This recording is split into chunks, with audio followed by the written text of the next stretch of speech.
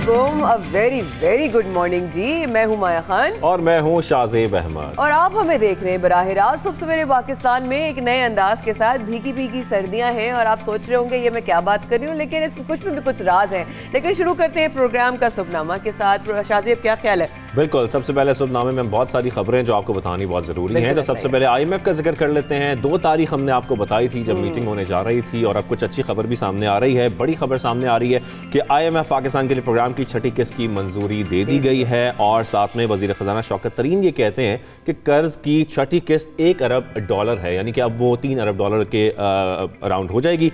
साथ ही Pakistan finance bill और state bank bill समेत IMF की तमाम शराइत पूरी कर चुका है। तो तमाम शराइत पूरी करने के बाद अब फाइनली जो मीटिंग हुई, उस मीटिंग के बाद ये बड़ी खबर सामने आ गई। जबरदस्त। और अगली जो खबर है, मैं चाहूंगी कि शाहजेब को मुबारकबाद दूं कि जनाब PSL 7 के जो कल लाहौर कलंदर ने जो परफॉर्मेंस दी है पेशावर ज़ल्मी, कल हमने जब कहा था तो भाई ऑब्वियस ही बात थी कि हमारे जो भाई साहब हैं वो तो लाहौर कलंदर को बहुत बड़े मोहब्बत भी करते हैं और सपोर्ट भी करते हैं।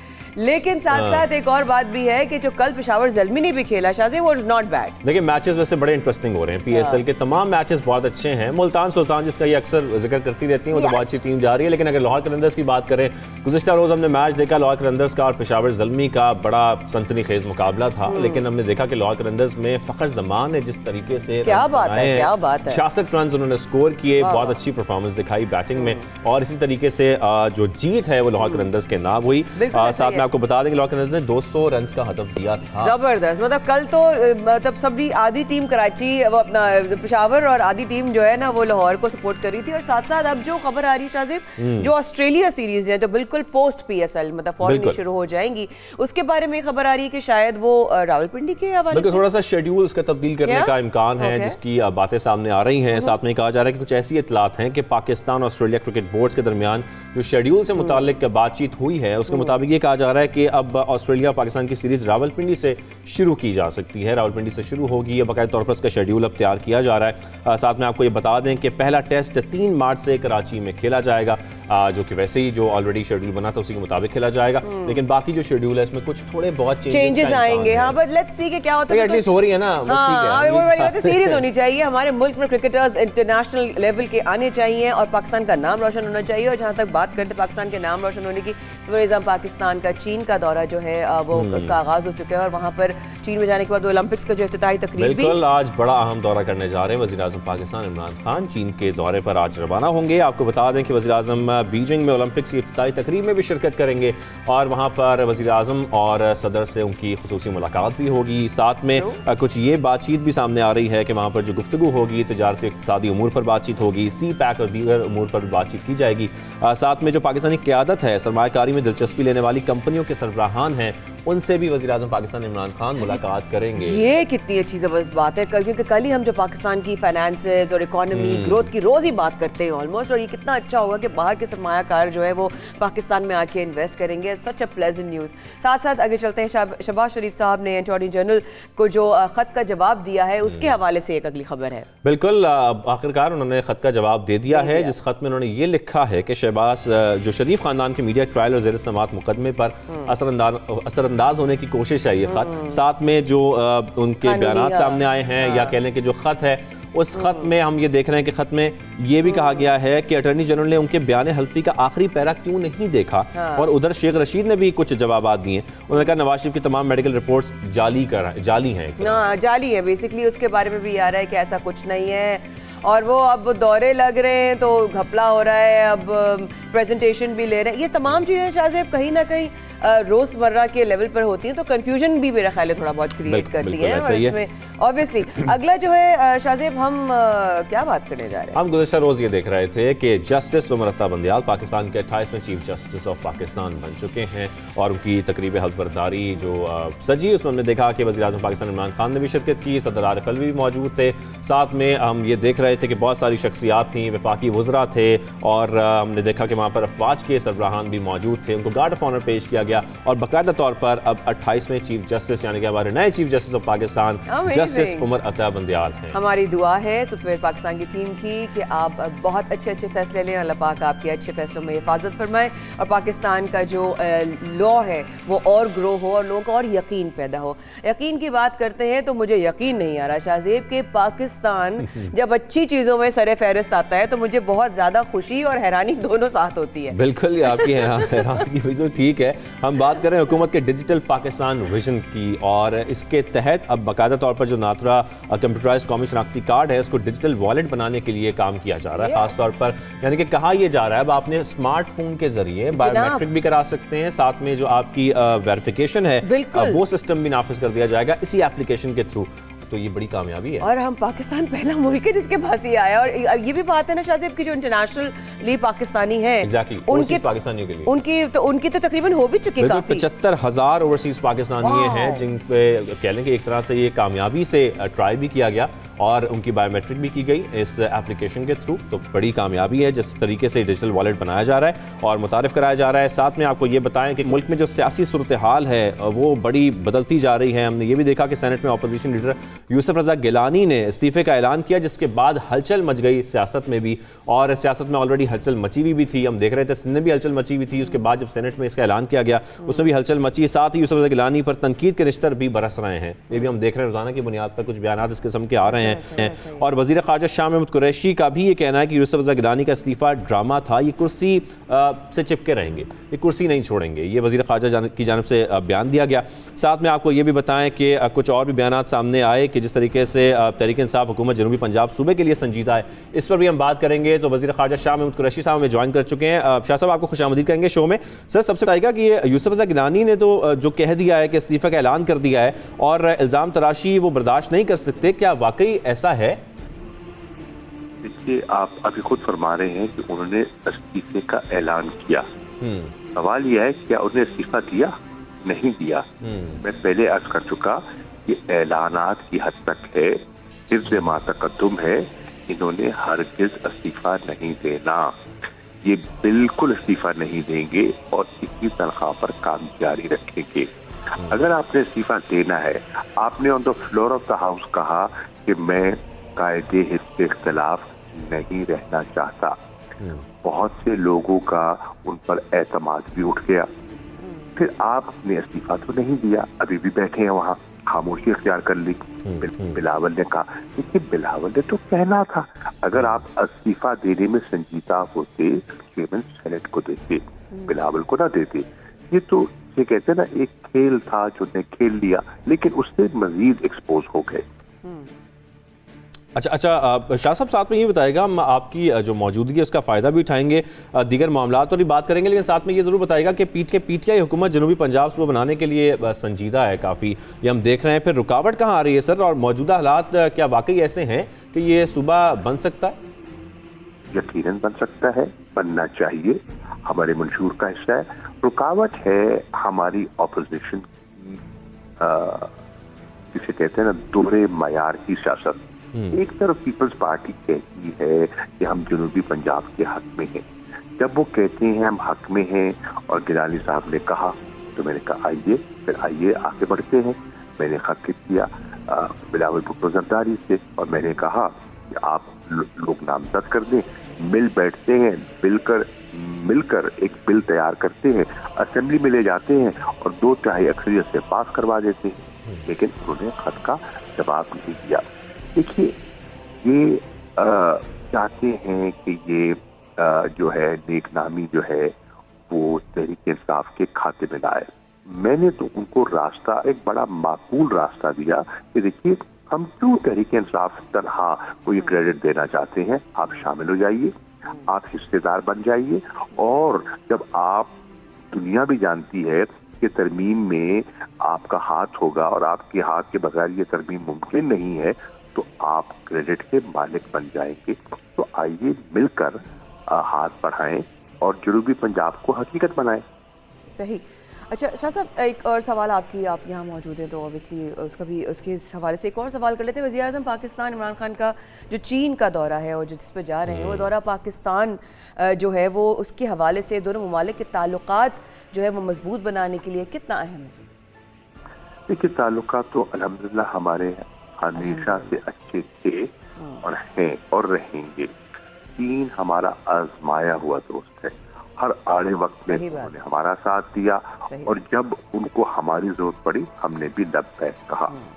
अब ये दौरा है, इसमें विंटर ओलंपिक्स के लिए सदर शीर वजीर आजम को दावत दी है और भी हेड्स ऑफ गवर्नमेंट आ रहे हैं, हेड्स ऑफ स्टेट आ रहे हैं, इजहार यकजहती के लिए आ रहे हैं और उसके साथ साथ दो तरफा ताल्लुकात पर गुफ्तगू भी होगी। सदर शी से मुलाकात है, वजीर आजम ली से मुलाकात होगी और मेरी मुलाकात है वजीर खारजा से। तो ये 3 अहम इंटरेक्शन वहाँ होने हैं, जिससे कि मैं समझता हूँ कि अफगानिस्तान की सूरत हाल, जनूबी एशिया का अमन और इस्तेहकाम ज़ेर बहस आएगा, ज़ेर गुफ्तगू आएगा।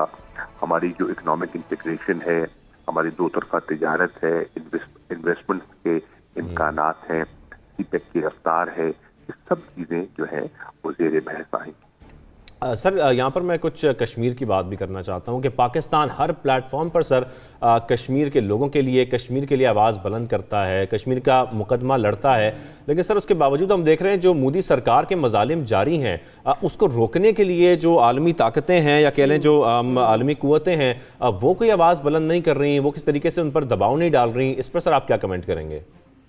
देखिए, आज से 2 रोज़ पहले मैंने एक मीटिंग की जहाँ जितने इस्लामाबाद में यूरोपियन यूनियन के ममालिक 27 हैं, उनके जो एम्बेसडर्स हैं, सफरा हैं, और मैंने उससे यही बात की कि देखिए, एक तरफ आप कहते हैं कि इंसानी हकूक के आप अलमबरदार हैं, आप कहते हैं कि अफगानिस्तान में बुनियादी हकूक का तहफ़्फ़ुज़ होना चाहिए और हम आपसे इत्तफ़ाक़ करते हैं, मैं भी उसके हक में हूँ कि वहाँ बुनियादी हकूक तहफ़्फ़ुज़ में हम सबको मिलकर आवाज उठानी चाहिए। लेकिन जब मकबूजा कश्मीर की सूरत हाल आती है तो आप खामोशी अख्तियार क्यों कर जाते हैं?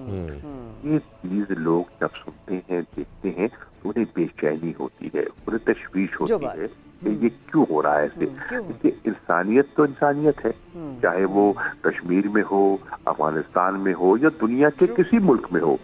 जब किसी बच्चे पर पैलेट गन का इस्तेमाल हो, जब किसी औरत को मतलब उसकी चादर छीनी जाए, जब इज्तिमाई कब्रें दिखाई दे, जब सर्च एंड कॉर्ड जो कॉर्डन ऑपरेशन है, वहाँ निहत्थे बच्चों को उठाकर एक्स्ट्रा जुडिशियल किलिंग का निशाना बनाया जाए, बड़ी कर्मनाक चीजें हैं जिस पर आपको नोटिस लेना चाहिए। 100% अग्रीड। शाह साहब, अगर आपने जिस तरह बात की है, वाकई में जो मंजर आपने खींचा है तो दिल वाकई हिल जाता है और उस कैफियत में आ जाता है कि हमारे लिए फिर एक सवाल जहन में आया कि 5 फरवरी हमारे लिए ये दिन मनाना कितना ज़रूरी है? बहुत ज़रूरी है। देखिए, 5 फरवरी की इब्तिदा होती है 1990 में, जब जून के महीने में एक खून की होली खेली गई और बहुत से निहत्थे लोगों को निशाना बनाया गया। उसका एक रिएक्शन हुआ, एक अपराइजिंग हुई और ये फैसला हुआ कि इजहार यकजहती के तौर पर हर साल 5 फरवरी को मनाया जाएगा। अब हो रहा क्या है? आप आज आइए, मैं 90 की बात कर रहा था, आज आइए अब जनवरी 2022।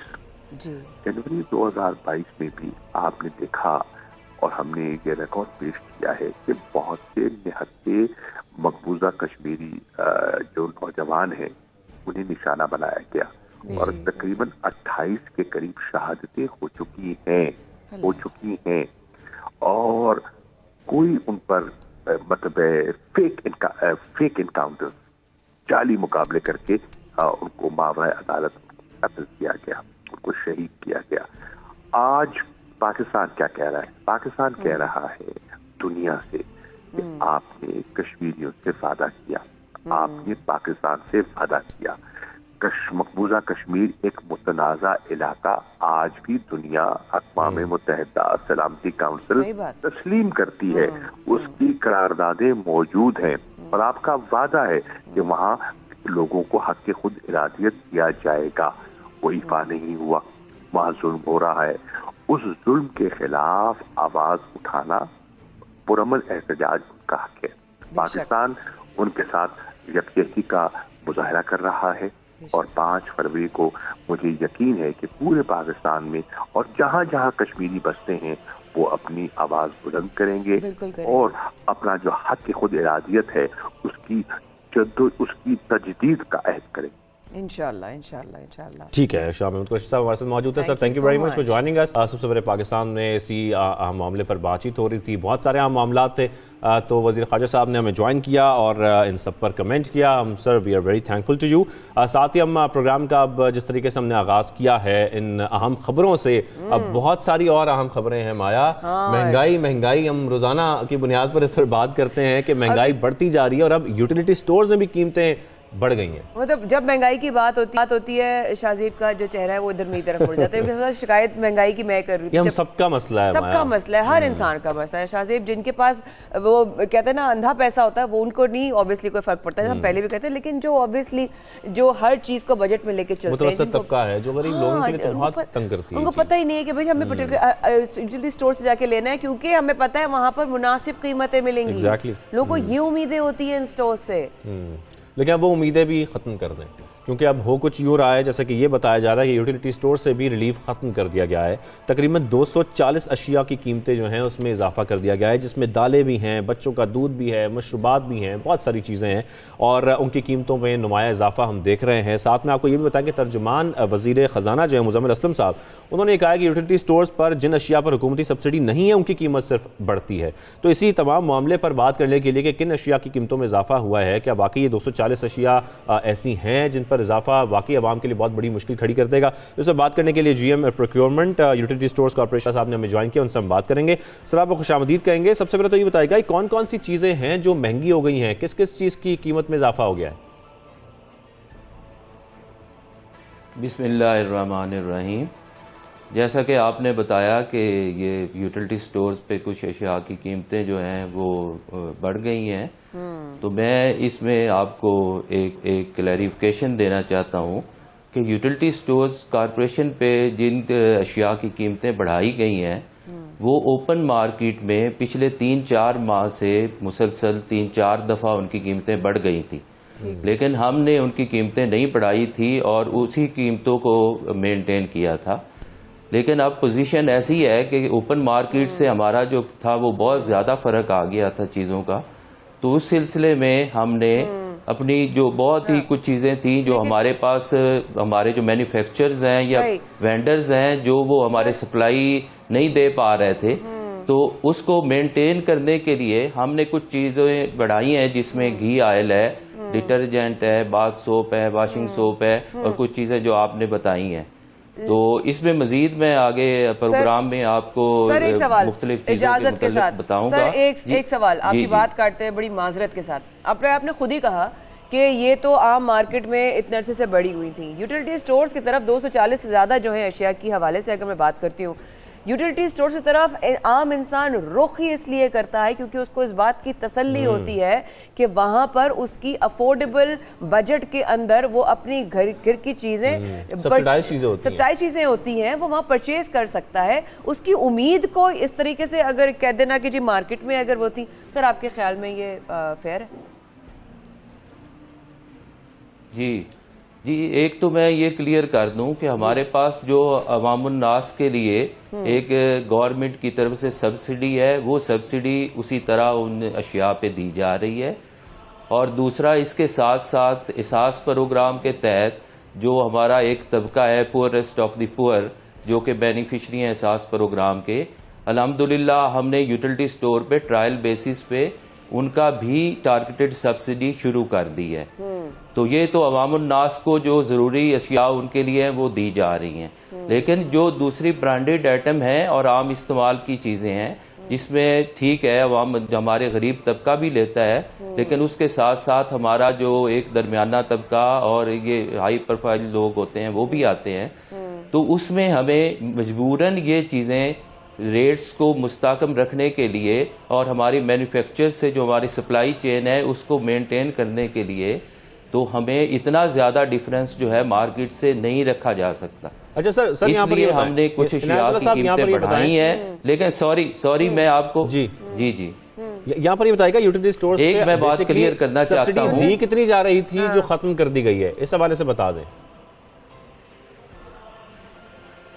जी दोबारा काइंडली जरा बताइएगा। जो सब्सिडी दी जा रही थी जो खत्म की गई है वो बेसिकली कितनी सब्सिडी दी जा रही थी तमाम अशिया पर? सर मैं सब्सिडी जो अभी तक आज तक जो हम कर रहे हैं वो जितनी सब्सिडी दी जा रही थी वो उसी तरह ही जारी है, वो खत्म नहीं की गई। वो हमारे पास सब्सिडाइज आइटम, सब्सिडाइज घी ऑयल भी बिक रहा है, इसमें दालें भी बिक रही हैं, इसमें आटा भी है, इसमें चीनी भी है। अच्छा। ये तमाम चीजों पे सब्सिडी चल रही है। और जी बताइए, आपने जुमला मुकम्मल कर लीजिए, फिर मैं आपसे अगला सवाल करूं। जी और दूसरा मैं अर्ज करूं कि जो हमारे पास ब्रांडेड अशिया जिनकी कीमतें हमने बढ़ाई हैं वो अभी भी हमारी तमाम अशिया मार्केट से कम है। ठीक हो गया, चले तो अब अगर हम मार्केट से कम की बात करते हैं, चले आपने मुझे खुद ही एक रास्ता भी दिखाया अगले सवाल का। सर ये बताइए कि अब आपने कहा कि मार्केट से कम है दुनिया में, अब आप पहले मानिएगा ज़रूर मेरी बात कि दुनिया में जब रमज़ान मुबारक जैसा पाक महीना आता है तो जितने भी अशिया खुर्दनोश हैं, इस तरह की बेसिक्स हैं जो एसेंशियल्स हैं, ठीक है, उनकी कीमतों में ना सिर्फ कमी बल्कि स्पेशल पैकेजेस और लोगों के लिए आसान बजट, वो तो हम छोड़ दें कि हम क्या क्या इस वक्त हम क्या फैसिलिटेट कर सकते हैं। क्या रमज़ान में भी यही महंगाई होगी या उसमें भी कोई आसानी के कोई प्लान किए हैं? जी बिल्कुल, बहुत अच्छा सवाल किया आपने। मैं क्लियर कर दूं, एक तो ये टारगेटेड सब्सिडी अल्हम्दुलिल्लाह ये यूटिलिटी स्टोर पे ट्रायल बेसिस पे शुरू की गई है। ये अगले 1-2 हफ्ते में ये पूरे मुल्क में इसका नेटवर्क फैल जाएगा और जो रजिस्टर्ड हैं बेनिफिशरी एहसास प्रोग्राम के तहत वो यूटिलिटी स्टोर से टारगेटेड सब्सिडी भी लेंगे। लेकिन इसके साथ साथ हमारी एक रवायत है यूटिलिटी स्टोर कॉरपोरेशन की और गवर्नमेंट ऑफ पाकिस्तान जो है वो उसमें सपोर्ट करती है। उसमें रमज़ान उल मुबारक में इंशाअल्लाह जिस तरह हमारी रवायत है उसी तरह बहुत ही ज़्यादा एक बेनिफिट एक दिया जाएगा, रिलीफ दिया जाएगा आवाम को। इसमें कुछ 19 जो हमारे मेन ग्रॉसरी के और ज़रूरी आइटम होते हैं उस पर गवर्नमेंट सब्सिडी देती है। इसके अलावा हम जो अपनी वर्किंग हमने मुकम्मल कर ली है मैन्युफैक्चरर्स के साथ, इसके अलावा 1200 से 1500 अशिया जो हैं वो 5 से 10% यूटिलिटी स्टोर खुद उस पर अपना भी बेनिफिट थोड़ा जो प्रॉफिट कम करके और एक्स्ट्रा डिस्काउंट लेके हम आवाम को इंशाल्लाह मुहैया करेंगे। इंशाल्लाह। चले, थैंक यू सो मच, हमारे साथ मौजूद थे। अच्छा एक मैं आपके जी एक चीज़ क्लियर करना चाहता हूँ कि इस वक्त पॉइंट ऑफ सेल जो पॉज है, क्योंकि FBRB और गवर्नमेंट ऑफ पाकिस्तान भी चाहती है कि तमाम हमारे जो शॉपिंग सेंटर्स हैं और दुकानें हैं वो पॉज पे आ जाएं। तो अल्हम्दुलिल्लाह मैं ये आपको बताना चाहता हूँ कि यूटिलिटी स्टोर कॉरपोरेशन का तमाम नेटवर्क इस वक्त पॉज पे आ गया है और ये इस वक्त पाकिस्तान का सबसे लार्जेस्ट POS सिस्टम जो है वो यूटिलिटी स्टोर पे चल रहा है।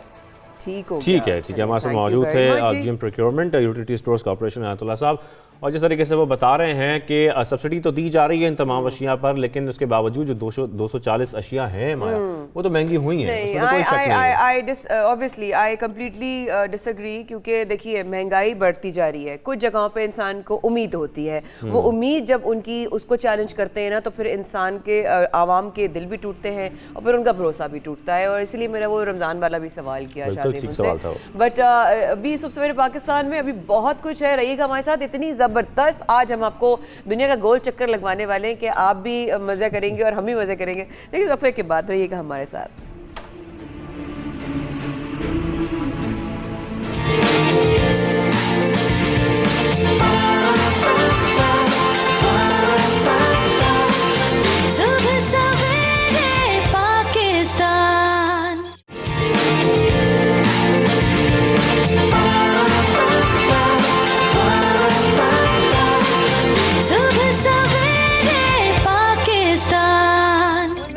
Very good morning. आप देख रहे हैं सुबह सवेरे पाकिस्तान, शाहजेब अहमद और माया खान के साथ। जैसे कि वादा किया था, बहुत अच्छी अच्छी खबरें भी हैं, लेकिन कुछ ऐसी खबरें भी हैं जो बहुत ही अहम और उतनी ही ज़रूरी भी हैं बात करना। शाहजेब, अभी हम ब्रेक में इस तरह बात कर रहे थे, सबसे शेयर भी कर लेते हैं वो वाली बात कि जब अब कोरोना की जो ऑब्वियसली सिचुएशन आ गई है, या हम स्पेसिफिकली सेंटर्स बने हुए थे, या लोग वहाँ जा रहे थे, या मुलाजमीन वहाँ पर उनको वैक्सीनेशन प्रोवाइड कर रहे थे, अब उस पर आया है ऑब्वियसली कि अब ये घर घर मुहिम शुरू हो जाएगी और उसको हम ख़त्म करेंगे और जो लोग नहीं पहुँच पा रहे। बट माई पॉइंट इज़ कि अब तक जो आप वैक्सीनेशंस या कोविड टेस्टिंग कर रहे थे, उसका रिकॉर्ड तो गवर्नमेंट के पास पहुंच जाता है, बिकॉज आप बाहर से जाके वो कराते हैं। लेकिन अगर आप उस टेस्ट की बात करें जो आप घर में कर रहे हैं, उसका कैसे रिकॉर्ड कायम होगा? किया जाएगा? बहुत अच्छे सवाल हैं आपके, बहुत सारे सवाल हैं इस पे जो हमें करने हैं। जिस तरीके से हम ये देख रहे हैं कि ड्रग रेगुलेटरी अथॉरिटी ने पाकिस्तान में कोरोना टेस्टिंग किट की मेडिकल स्टोर्स में और फार्मेसीज में इजाज़त दे दी है कि लोग अब जा सकते हैं, खरीद सकते हैं। लेकिन वो कितनी महंगी होगी, उसकी खरीदारी जो है वो लोगों के लिए कितनी मुश्किल है, आसान है, घरों पर टेस्टिंग की जाएगी तो रिकॉर्ड कैसे बनेगा, जैसे कि माया करेंगे। बहुत सारे सवाल हैं जो हमें करने हैं। आज घर घर मुहिम शुरू की जा रही है वैक्सीनेशन की, तो इस पर बात करने के लिए हमें ज्वाइन किया सेक्रेटरी सेहत सिंध कासिम साहब ने। कासिम साहब, आपको हम खुशामदीद कहेंगे सुबह सवेरे पाकिस्तान में। आज बहुत सारे सवाल हैं जो आपसे करने हैं। सर, सबसे पहले तो मैं आपसे यही जानना चाहता हूँ, जिस तरीके से ये किट का कहा जा रहा है कि घरों में अब लोग खुद किट्स खरीद सकते हैं और इस्तेमाल कर सकते हैं, सर इस किट के बारे में बताइएगा, ये कितनी महंगी है, इसकी कॉस्ट क्या होगी, और जब घर पर किट इस्तेमाल की जाएगी तो फिर जो गवर्नमेंट के पास रिकॉर्ड आता है कोविड के पेशेंट्स का, पॉजिटिव या नेगेटिव का, वो कैसे कायम किया जाएगा? बिस्मिल्लाहिर्रहमानिर्रहीम, बहुत शुक्रिया आपका। देखें, ये इंटरनेशनली अब दुनिया में इस किस्म का ट्रेंड शुरू हो गया है अक्रॉस द ग्लोब। ये है कि जी आप घरों में खुद जो है वो अपनी टेस्टिंग करें। और असल में अब जो जहाँ तक आपने जैसे अपने इंट्रो में कहा कि बहुत सारी चीज़ें हैं जिसको अब हमें खुद को समझने और अंडरस्टैंड करने की ज़रूरत होती है। तो हम अगर पीसीआर की बात करते हैं तो यकीनन वो सबसे क्रेडिबल टेस्ट जो कहलाता है इन टर्म्स ऑफ कोविड। इस वक्त दुनिया पूरी में जो क्रेडिबल टेस्ट है वो पीसीआर टेस्ट है। लेकिन रैपिड टेस्ट का जिस तरह से कहा गया में जाके आप फार्मेसी से किट हैं, और अब में जैसे प्राइसेस का जो बताया वो प्राइसेस अभी मार्केट में आएंगी तो पता चलेगा। लेकिन जो किट हमें पहले जो इससे मार्केट में मिल रही थी वो रफली अराउंड में तो नहीं थी, लेकिन इम्पोर्टेंट एस्पेक्ट ये है कि कम से कम हम में से कोई भी अगर खुदा ना खासा इन्फेक्ट होता है तो उसकी अवेयरनेस उसके पास होनी चाहिए। दैट इज मोर इम्पोर्टेंट कि आप इन्फेक्ट हो जाएं और फिर अगर आपको पता भी ना हो और आप घर में बैठे रहें और बाकी लोगों को इन्फेक्ट करें। इनफैक्ट आप आइसोलेशन में जाने के बजाय आप घूमते फिरते रहें, आप अपने ऑफिस में जाते रहें एक्सेट्रा। तो इससे जो है ना वो स्प्रेड जो है वो ज्यादा होता है। अब दुनिया में डेफिनेटली ये एक प्रैक्टिस है जिसको बड़ा आजमाया गया है। दूसरा जो इम्पोर्टेंट एस्पेक्ट है, इसमें से बहुत सारे नंबर्स जो है ना वो आपको पता नहीं चलेंगे। नंबर्स आपके पास वो आएंगे जो मोस्टली पीसीआर से जो आएंगे वो आपके पास नंबर्स आएंगे। क्योंकि और फिर जैसे हम जो हमारी सोसाइटी है उसमें जब तक हमने कोरोना कोई, बल्कि बहुत सारे दुनिया के ममालिक ऐसे हैं जहाँ पर अभी तक भी जो है वो कोविड को इतना सीरियस नहीं लिया गया है। बहुत सारी कम्युनिटीज के अंदर, बहुत सारे लोगों के अंदर ये एक पर्सनल जो है वो लोगों के अंदर इस बात पे है।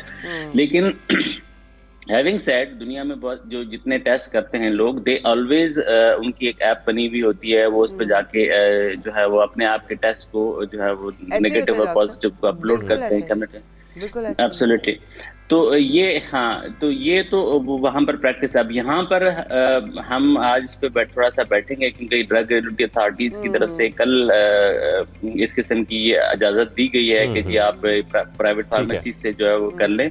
तो today we are discussing about it कि हम इसको इस पे कोई ऐप जो है वो हम आपके थ्रू सारे पाकिस्तान को बता दें या हमारे पर्टिकुलरली प्रोविंस ऑफ सिंध बता दें, ताकि आप अपलोड कर दें कि हमारे पास कितने टेस्ट हैं, कितने टेस्ट आप लोगों ने किए, उसका CNIC नंबर क्या है, उसका कॉन्टेक्ट नंबर क्या है। सारे फर्दर अगर कोई मेडिकल हेल्प रिक्वायर हो तो हमारी टीम्स वहाँ जाके उनको असिस्ट कर सकें। आपके पास ये टेस्ट का भी पता चला। जी बिल्कुल पता चलता। वही मैं अगला सवाल भी यही करी थी आपकी बात से, आपने जवाब दे दिया। जी जी जी। तो हमें ये पता होना चाहिए कि हमारे पास जो इस वक्त अगर खुदा न खास्ता स्प्रेड है तो उसके लेवल क्या है, कितने हैं, कहाँ है, कौन से पॉकेट्स हैं जिसको हमें ज़्यादा एड्रेस करने की ज़रूरत है, यहाँ पर वहाँ पर किस किस्म के मैयर लेने की ज़रूरत है। तो दिस टुडे ये हमारे उस पे है, आज डिस्कशन पॉइंट में है इंशाल्लाह कि हम इसको कोई ऐप बेस करें ताकि लोग अगर घरों में टेस्ट करते हैं तो उस ऐप पे जाके अपना जो भी रिजल्ट है वो अपलोड कर दें विद देयर इंफॉर्मेशन। डॉक्टर साहब, हम एक्सपेक्ट करेंगे कि जैसे ही जो भी डिस्कशन हो और इस पर जो भी हो आप हमें जरूर जो है हमसे शेयर कीजिएगा, बिकॉज दैट्स वेरी इंपॉर्टेंट। अभी आप उस ट्रैवलिंग सर आपने कहा दुनिया भर में हो रहा है और ये जो PCR टेस्ट है सबसे ज़्यादा माना जाना वाला ऑथेंटिक टेस्ट है। एंड ऑब्वियसली अगर मैं रैपिड टेस्ट की बात करूँ उस ट्रैवलिंग, और हम लोग जिस तरह इंटरनेशनल उनकी फार्मेसीज हैं वहाँ पर हमने ड्राइव थ्रू किया, उन्होंने हमें किट दी, किट को हमने खुद जो है वो हमने रोल किया अपने नॉस्ट्रल के अंदर, वहीं पर हमने बंद किया, सील किया, उनको हमने दिया और उन्होंने हमें ईमेल और व्हाट्सएप के थ्रू हमें रिपोर्ट्स भेज दी। तो इस तरह से हमें थोड़ा सा इसको और इजी बनाना पड़ेगा, थोड़े सिस्टम को और जो है ताकि इजी फ्रेंडली बनाना पड़ेगा ताकि आम इंसान जो है वहां तक पहुंच सके। ये शायद आपको सवाल करें सर? तो ये इस तरीके से तो आपकी जो किट्स हैं वो तो सर दी जाएंगी फार्मेसिस्ट के थ्रू, लेकिन सर हम इस तरफ आ जाते हैं थोड़ा कि जो घर घर मुहिम शुरू की जा रही है वैक्सीनेशन की, सर पहले तो इस बारे में बताइएगा क्या इस मुहिम का आगाज हो चुका है? जी जी, हमने 1 फरवरी से इसको हमने लॉन्च किया ऑल ओवर सिंध। कल की हमारे पास जो रिपोर्ट थी, अभी आज की रिपोर्ट अभी तक मेरे पास आई नहीं है, लेकिन कल जो है वो तकरीबन 5 लाख के करीब जो हैं वो लोगों को जैब किया गया ऑल ओवर सिंध, जिसमें आपके जितने बड़े शहर और छोटे शहर और गाँव तकरीबन 11,500 के लगभग टीम्स हैं जो हर घर में जा रही हैं और हर उसके ऊपर हर यूनियन काउंसिल बेस्ड के ऊपर सुपरवाइजर्स हैं, फिर तालुका लेवल पे सुपरवाइजर्स हैं, फिर डिस्ट्रिक्ट लेवल पे सुपरवाइजर्स हैं, और फिर हम ज़ाहिर है हम यहाँ से बैठ के जो हमारी जो EPI है उसमें NCOC ने हमें बड़े सपोर्ट किया है, फेडरल EPI ने सपोर्ट किया है, तो हम लेडी हेल्थ वर्कर्स को एंगेज किया है, वैक्सीनेटर्स को हायर किया है, सो ऑन सो फोर्थ। ये जो आपने माया ने जिस तरह बताया कि हम जो स्टैटिक वैक्सीन सेंटर हैं जी, उसकी वजह यह है कि अब स्टैटिक वैक्सीन सेंटर पे सिवाय बूस्टर शॉट्स के बहुत कम जो फर्स्ट और सेकंड डोज वाले जो लोग हैं जिन्होंने अभी तक वैक्सीन नहीं करवाई वो बहुत कम आ रहे हैं। सो हमें वो जो है कि 70 to 80% आपकी पॉपुलेशन वैक्सीनेट होनी चाहिए, उसको एड्रेस करने के लिए we are reaching to their homes. हम उनसे रिक्वेस्ट करते हैं कि आप वैक्सीन करवा लें। देखिए इसका फायदा ये हो रहा है ना कि अब खुदा न खास्ता जो वैक्सीनेटेड लोगों में से अगर स्प्रेड होता है तो जो म्यूटेशंस, अब मैं my self is not a doctor, मैं इंजीनियर, बट लेकिन मैं ये समझता हूँ कि जो वैक्सीनेटेड लोगों में से अगर स्प्रेड होगा तो आई थिंक कि जिस तरह से जो है वो स्प्रेड भी कम होगा, लोगों में इलनेस कम आएगी, और दूसरा जो इम्पोर्टेंट एस्पेक्ट है कि आपकी हॉस्पिटल और जो हेल्थ केयर वर्कर्स है उसके ऊपर बर्डन कम आएगा। तो ये दैट्स हाउ वी कैन जो ना, हमें हर रोज नई म्यूटेशंस आ रही हैं। आजकल फिर कोई इंडिया से एक नई म्यूटेशन के बारे में हमें पता चला है जी जी। तो ये तो अब सिलसिला होता रहेगा, लेकिन उसको एड्रेस करने के लिए हमारे पास इसके अलावा कोई हल नहीं। और दूसरा इम्पोर्टेंट मैसेज जो हम देना चाहते हैं कि वैक्सीन लगाने के बाद भी आप जो है वो इससे बच नहीं सकते। सो जो प्रोटोकॉल SOPs जो हैं उसको आपको फॉलो करने हैं। But I want to ask one, अगर कासिम साहब हैं, क्योंकि आप ऑब्वियसली एक इजाजत, आपका सवाल बहुत इंपॉर्टेंट है, लेकिन मैं कासिम साहब एक इजाजत से आया सवाल, और वो सिर्फ एक सवाल है। आपने मुझे कहा, अभी बताया कि घर घर वाली मुहिम शुरू हो चुकी है, तो जिस शहर की आबादी जो है वो आज तक मर्दमशुमारी में भी वो नहीं हो सकी, तो आपको लगता है कि क्योंकि वैक्सीनेशन अब शुरू हो चुकी है और अभी तक वो ऐप भी नहीं है, अभी तक उस पर फैसला भी नहीं हुआ, उसको कैसे रखा जाएगा, उसको कैसे कैलकुलेट किया जाएगा, बस इसका प्लीज बता दीजिएगा। देखिए हम तो हर घर में जाके उस आबादी का, से फॉर एग्जांपल हम शनाख्ती कार्ड नंबर रखते हैं अपने पास, उसका पूरा एड्रेस हमारे पास रिकॉर्ड होता है, पूरा उसकी एक पूरी एप्लीकेशन, क्योंकि जब तक आप निम्स में रजिस्ट्रेशन करते हैं तो निम्स में रजिस्ट्रेशन आपकी शनाख्ती कार्ड बेस होती है। तो आप जब शनाख्ती कार्ड डालेंगे तो you will have a number के ये चलो ये शख्स आबादी के पॉइंट ऑफ व्यू से फॉर एग्जांपल कराची का रहने वाला नहीं है, हैदराबाद का रहने वाला नहीं है, किसी पाकिस्तान के किसी और शहर से इधर आके रह रहा है, या अपने किसी काम के सिलसिले में आया हुआ है, या उसको कोई और मजबूरी है, तो उसका जो डेटाबेस में जो नादरा के थ्रू आएगा तो वो तो आपके पास पूरा डेटाबेस आ जाएगा, अगर बेशक वो किसी भी पाकिस्तान के एरिया से ताल्लुक रखता हो। तो उसका डेटाबेस तो आपके पास आ अच्छा जाएगा। अच्छा आप सर, मिसाल ले लें। हम थोड़ा सा आप इस तरफ आएंगे कासिम, सॉरी मैं आपको इंटरप्ट कर रहा हूँ, लेकिन हम थोड़ा सा इस तरफ भी आएंगे कि क्या जब घर घर मुहिम शुरू की जाएगी तो उसके बाद वैक्सीनेशन सेंटर्स या जितने मराकज़ कायम किए गए हैं उसकी ज़रूरत ख़त्म हो जाएगी? तो मैं सर आपकी इजाज़त यहाँ पर चाहूँगा एक रिपोर्ट दिखाना, वो रिपोर्ट देखेंगे उसके बाद मैं आपसे कुछ और करूँगा कासिम साहब। सिंध में कोरोना से बचाव की वैक्सीन लगाने वाले सबसे बड़े एक्सपो सेंटर के वैक्सीनेशन सेंटर के मुलाजमीन ने आज 8वें रोज भी हड़ताल की हुई है, जिनका कहना है कि जब तक उनके मुतालबात पूरे नहीं होंगे वो हड़ताल जारी रखेंगे। हड़ताल के बाद सबसे ज़्यादा मुतासिर हैं वो लोग जो कि वैक्सीन लगवाने के लिए तो आ रहे हैं लेकिन मायूस वापस जाने पर मजबूर हैं। तो आइए सबसे पहले इनसे पूछते हैं कि वो कितने परेशान होकर वापस जा रहे हैं।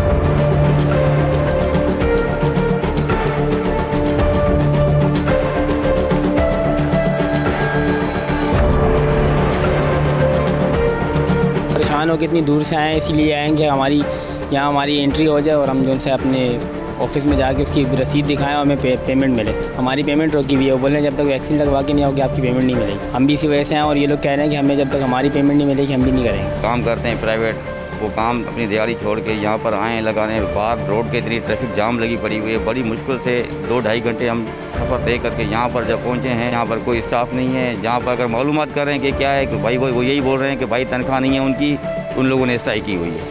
अब उनकी स्ट्राइक में हम आवाम का क्या कसूर है? बसों में बैठ के ख्वार होके 40-50 रुपये किराया भी देते हैं, ख्वार होके आते हैं, यहाँ आते हैं तो ये हमारा स्टाफ जो है पूरा हड़ताल करके बैठा हुआ है और गवर्नमेंट बोलती है कि भाई आप वैक्सीन लगवाओ। टीके की वजह से हमारी तनख्वाह रोक ली है, तो वो बोले एंट्री होगी तो टीका लगेगा। आप दूसरा टीका इधर एंट्री नहीं कर रहे, भाई ने उधर भेज दिया, उसने उधर भेज दिया, उसने उधर भेज दिया।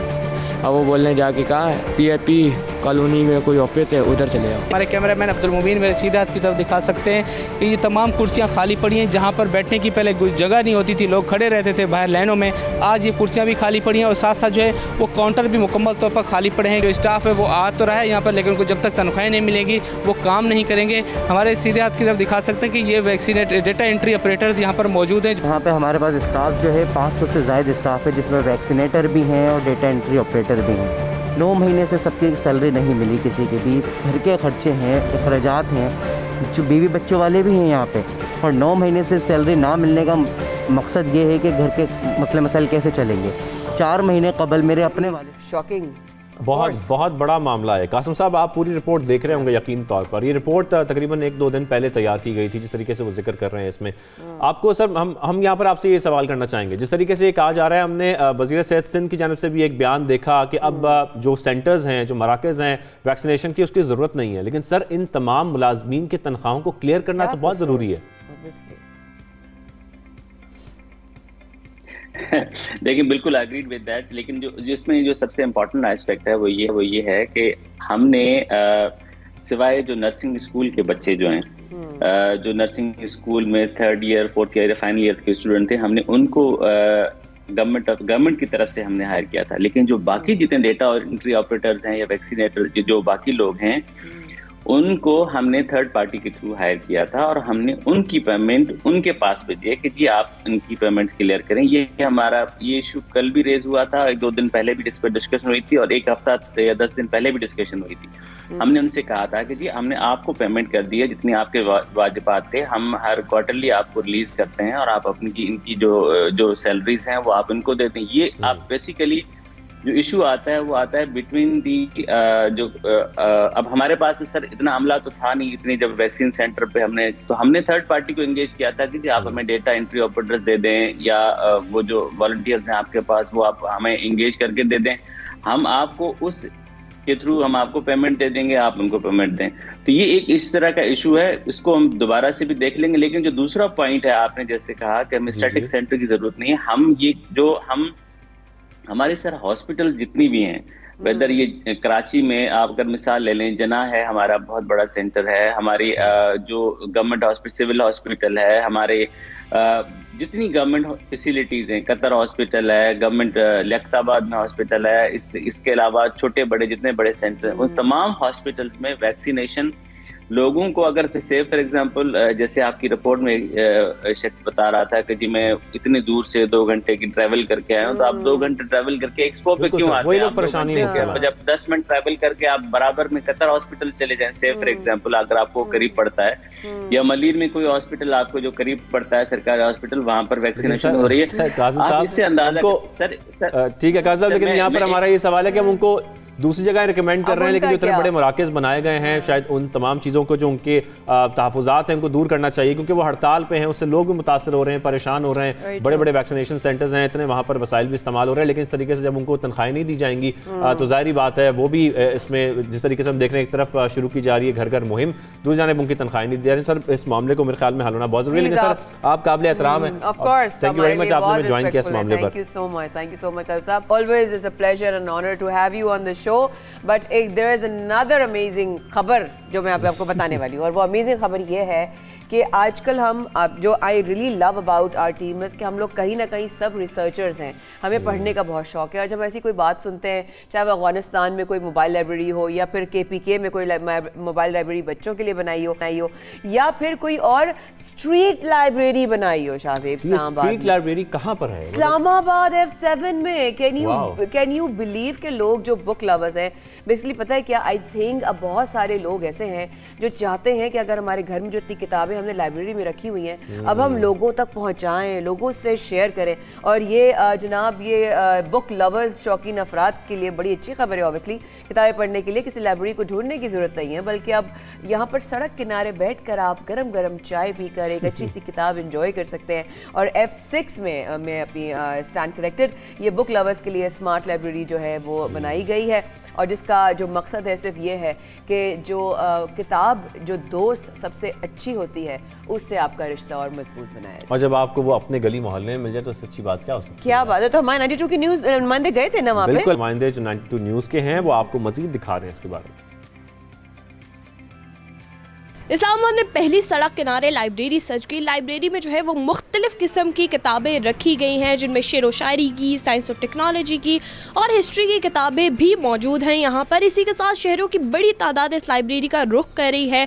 लोग यहाँ पर आते हैं, अपना टाइम देते हैं, किताबें पढ़ते हैं, और सिर्फ किताबें पढ़ते नहीं हैं बल्कि अपने पास जो उनके पास पहले से मौजूद किताबें हैं यहाँ पर डोनेट भी करके जाते हैं। इसी के साथ ये भी देखा जा रहा है कि तलबा के अंदर कुतुब बीनी का शौक़ भी बढ़ा है, क्योंकि उन्हें ये आइडिया बड़ा ही ज़बरदस्त लगा है, अलग लगा है, तो वो यहाँ पर आते हैं, टाइम देते हैं, अपनी मनपसंद किताबें पढ़ते हैं और लुत्फ़अंदोज़ होते हैं। यहाँ पर मेरे साथ एक शहरी मौजूद हैं, उनसे बात करते हैं कि वो यहाँ पर आए हैं, उन्होंने अपना टाइम दिया है, क्या कह रहे हैं और किस तरह की किताबें वो पढ़ते हैं। जी, ये आइडिया बहुत अच्छा लगा है और पाकिस्तान में ये पहली दफ़ा हुआ है। और आपको पता है कि आजकल के दौर में हम किताबों से बहुत पीछे हो गए थे, किताबों का रुझान बहुत ख़त्म हो चुका था। तो ये जो आइडिया है ये बहुत अच्छा लगा है। इसमें आपको बहुत सारी किताबें देखने को मिल रही हैं। आपको यहाँ पे तारीख़ी किताबें हैं, दीनी किताबें, आपको स्टोरी बुक्स यहाँ पे मिल रही हैं। आप आते हैं, अपनी मर्ज़ी किताब चूज़ करते हैं, अपनी एंट्री करते हैं और अपने साथ अपनी बुक कैरी करके ले जाते हैं। जी नाज़रीन, मेरे साथ एक शहरी मौजूद थे। आपने जाना कि उन्होंने बताया कि बड़ा ही ज़बरदस्त आइडिया है, सेल्फ सर्विस का काम है। यहाँ पर अपनी मर्ज़ी से आएँ, किताब लेकर जाएँ और 14 दिनों बाद वापसी कर दें और ख़ुद ही अपना नाम हटा दें। तो कुछ इस तरह की है ये सड़क किनारे ज़बरदस्त सी लाइब्रेरी। जी जबरदस्त, देखा जाए क्या रिपोर्ट दिखाई ना हमारी नुमाइंदा ने, ज़बरदस्त। Thank you so much. इस तरह की अच्छी अच्छी चीज़ें दिखाते रहा करें और लोगों में जो है इस तरह की मोहब्बत की और इल्म की रोशनी वाली जो खबरें होती हैं वो दिल चाहता है कि वाकई में, और दिन का आगाज़ भी ऐसे होना चाहिए शाहजेब की अच्छी अच्छी बातें हों।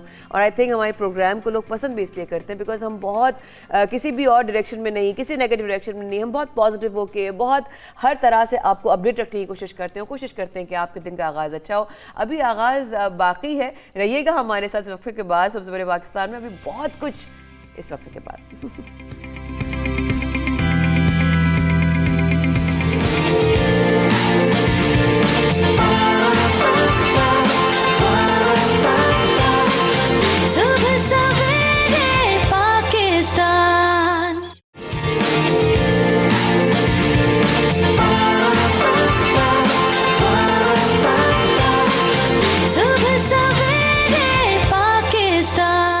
मौसम की तब्दीलियां हो रही हैं और साथ साथ ऑब्वियसली कभी गर्मी, कभी सर्दी, कभी बारिश, कभी हवा, कभी आंधी, और ऑब्वियसली हमारे जो टीम का एक बहुत अहम हिस्सा है जवाद मेमन, हमेशा हमारे साथ होते हैं। शाजिब, तो लेट्स टॉक टू जावेद भाई। बिल्कुल, जवाद मेमन हमें ज्वाइन कर चुके हैं सबसे पहले पाकिस्तान में। जवाद भाई, थैंक यू वेरी मच। सबसे पहले तो आपसे हम ओवरऑल मुल्क की जो इस वक्त मौसम की सूरत हाल है उसके बारे में जानना चाहेंगे, फिर आगे आपसे मजीद सवाल करते हैं।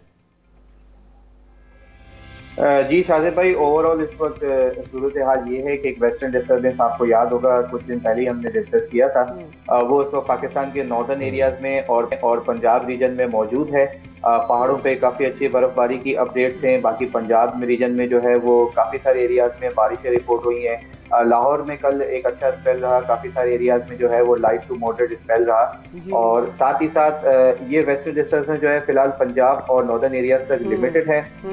बलूचिस्तान रीजन की अगर बात करें तो तेज साइबेरिया की हवाएं हैं। मौसम एक बार फिर जो है कुछ हद तक ठंडा हो गया है, गर्द आलूद हवाएं चल रही हैं काफ़ी तेज काफ़ी सारे एरियाज में बलूचिस्तान के, और फिर यही हवाएं जो हैं वो अब सिंध समेत जो है वो कराची तक रीच कर रही हैं। जिस तरह आपने देखा कि कल कराची में 85 to 90% ह्यूमिडिटी थी, हवा की रफ्तार जो है वो शाम रात से जो है वो बढ़ना शुरू हुई, और आज आपको पता है कि कराची शहर में जो है वो काफ़ी डस्टी वेदर है, थोड़ा विंडी वेदर है। बिल्कुल जवाब भाई, इसकी बड़ी खबरें आ रही थी कि जो साहिली इलाके हैं सिंध के और बलूचिस्तान के, वहाँ पर बहुत तेज हवाएं चलनी है, बहुत हवाएं चल रही है। इस बारे में जरा अपडेट करें, ये कब क्या शुरू हो चुकी हैं और ये कितनी खतरनाक है?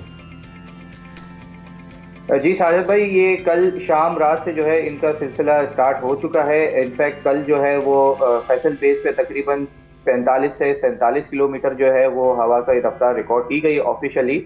इसी तरीके से मतलब पिछले जो इवेंट हुआ था तेज हवाओं का, ये उससे कम रहेगा, उससे उतनी ज़्यादा खतरनाक नहीं है, लेकिन फिर भी जो लूज ऑब्जेक्ट्स हैं, जो साइन बोर्ड वगैरह हैं, जो कमज़ोर दरख्त हैं, दीवारें हैं, लोगों को उससे एहतियात करनी चाहिए। और ये कराची समेत बलूचिस्तान की साहिली पट्टी में जो है ये सिलसिला आज और मैक्सिमम कल दोपहर या शाम तक कंटिन्यू करेगा। जवाद भाई, चूंकि आप जब कह रहे थे ना कि वो कराची में मौसम चेंज हो रहा है, तो मैं ना बड़ी हैरानगी से कही थी, अच्छा तो ये शक्ल देख रहा है, मैं ना बहुत मारूंगी। मैंने कहा जब हम लाहौर बैठे तो यहाँ पर आपने कहा ना कल से हल्की हल्की फुहार, हमें तो अभी भी रात सुबह में आते हुए फुहार हो रही थी और इतना खूबसूरत मौसम हो रहा है लाहौर का। बट थैंकफुली हमने स्मोक का पहले हमने किया था, ऑब्वियसली कवर किया था, लेकिन अल्लाह का शुक्र है कि लाहौर में कम से कम जो पब्लिक एरियाज हैं, जहाँ पे हुजूम वाले एरियाज हैं, वहाँ पर इतना जो है वो हमें स्मोक देखने में या फॉग देखने में नहीं आया। तो अगर आप बताएं, तो आपने कहा मौसम जो चेंज हुआ है कराची का भी और पंजाब का भी, तो दोनों को एक साथ ही कवर कीजिएगा कि अभी कितने दिन तक सेम मौसम रहेगा और चेंजेस कब आ रही हैं? देखिए माया, कराची में जो अभी जो गर्द हालत अभी हवाएं चल रही हैं, इसके ज़ेर असर कुछ हद तक टेम्परेचर डाउन होंगे। रात में जो है कह सकते हैं कि 10, 11, 12 डिग्री तक ड्रॉप हो जाएगा, और दिन में जो है वो तकरीबन 30 से 32 डिग्री के दरमियान चलता रहेगा। ये सिलसिला 2 से 3 दिन कंटिन्यू करेगा। उसके बाद जो है एक बार फिर टेम्परेचर जो है वो राइज होना शुरू हो जाएंगे, और अब हम सर्दियों के सीजन के एंड पर हैं। साथ ही साथ अगर लाहौर और पंजाब के दूसरे इलाकों की बात की जाए तो फिलहाल तो वहाँ अभी बारिशें कंटिन्यू करेंगी। ये जो सिस्टम है ये मजीद 24 घंटे कंटिन्यू करेगा। उसके बाद थोड़ी सी ठंड में इजाफा होगा, 2 से 3 दिन 4 दिन तक जो है वो टेम्परेचर ड्रॉप रहेंगे। उसके बाद इन इलाकों में भी जो है वो आहिस्ता आहिस्ता ठंड जो है वो कम होना शुरू हो जाएगी, चेंज होना शुरू हो जाएगी। बिल्कुल ठीक है। अब आपने बलूचिस्तान के वाले से भी, सिंध के वाले से भी बात किया, अप नॉर्थ के वाले से कोई ऐसी चीज़ है जिसमें बर्फबारी या कोई बारिश या ऐसी चीज़ that people should be warned about? बिल्कुल, पहाड़ों पे जो है वो नॉर्दर्न एरियाज में स्पेशली काफ़ी अच्छी बर्फबारी देखने में आएगी। अगेन गलियात रीजन, नथिया गली, मरी रीजन में जो है वो एक बार फिर बर्फबारी का सिलसिला जो है वो एक्सपेक्टेड है। कल कुछ एरियाज में जो है वो रिकॉर्ड की भी गई है।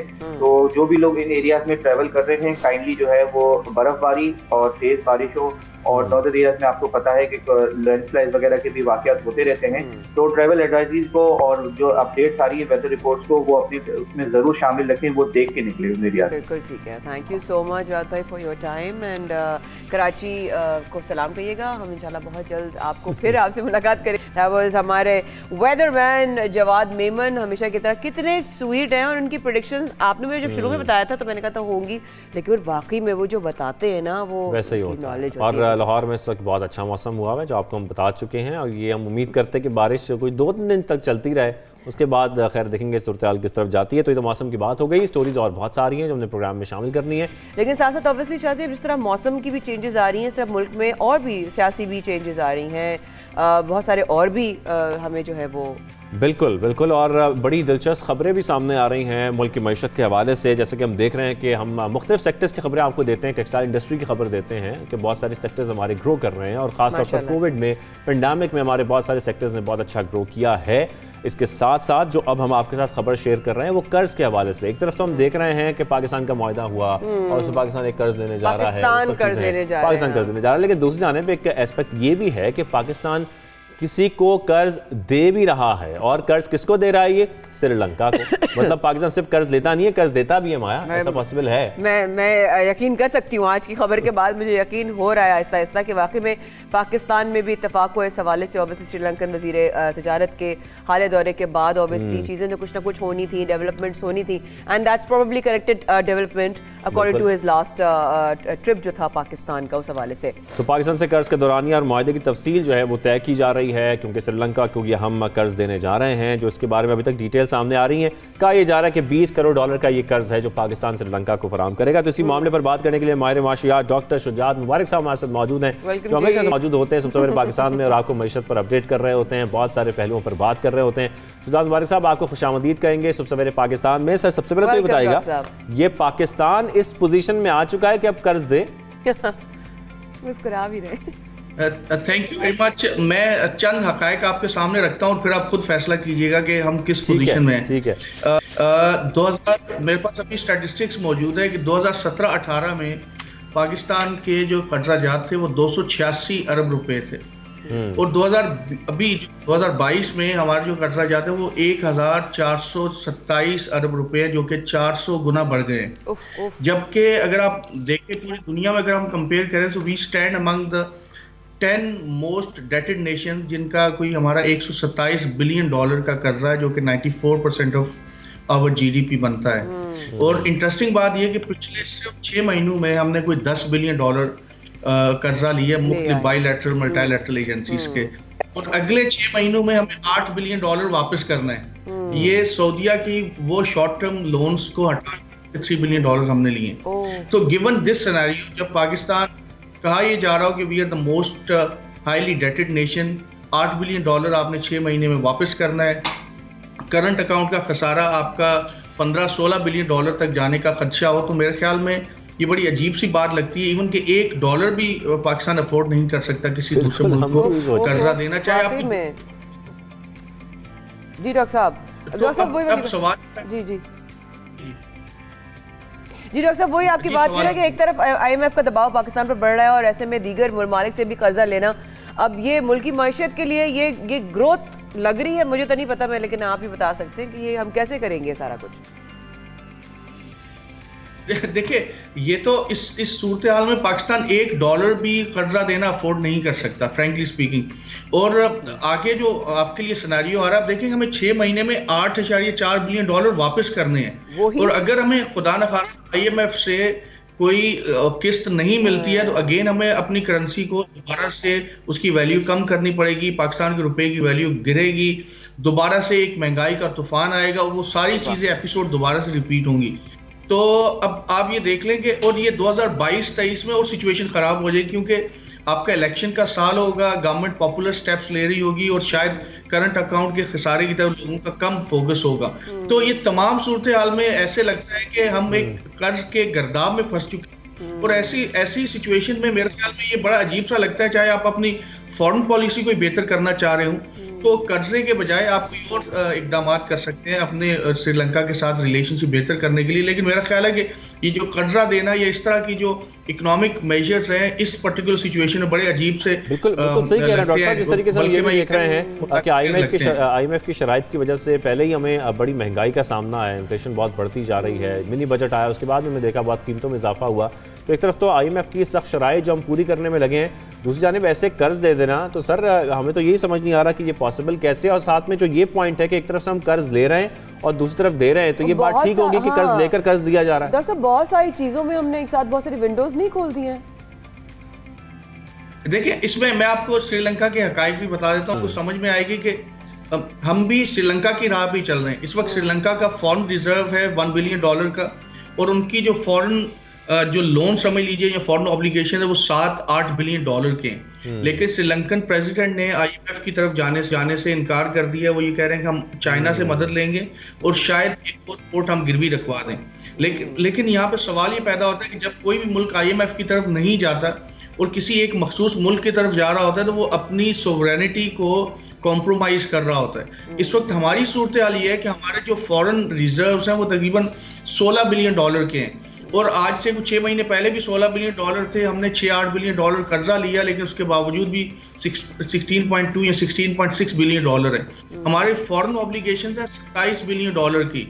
तो खुदा न खास्ता अगर IMF या हमें कोई और मल्टीलैटरल एजेंसी लोन नहीं देती है तो फिर हमें भी किसी की तरफ जाना पड़ेगा, जो कि माजी में हम जा चुके हैं, और फिर हमें भी अपनी सोवरेनिटी को और अपनी बहुत सारी चीज़ों को कॉम्प्रोमाइज़ करना पड़ेगा।